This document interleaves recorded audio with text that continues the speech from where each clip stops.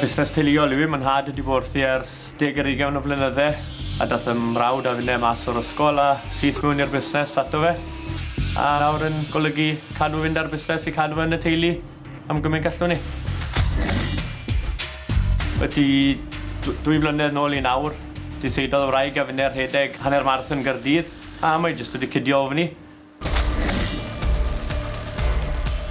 Mae clwb Sarn Helen wedi cael ei cychwyn yn 1978 a ni'n lan nawr i tua 100 o aelodau.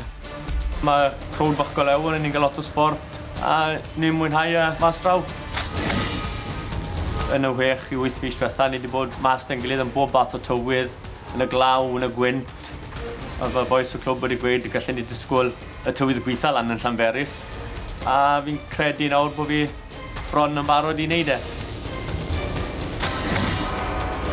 Dros y blynydde, mae lot o boes a merched y clwb wedi bod lan yn Eryri yn rhedeg. A leni fi'n credu bod 12 o'n i mynd lan. Bydd teulu bob rhedwr arall yn dod lan. A ni'n siŵr o weld rhywun byddwn ni'n nabod ar hyd y cwrs jyst i annog ni mlaen yn bach. Gobeithio ni yw rhywbeth rhwng 3 awr o chwarter a 3 awr hanner. Rhywbeth yn gynt na ni, fydd e'n bach o bonus, ond mae fe gyd lan i'r diwrnod.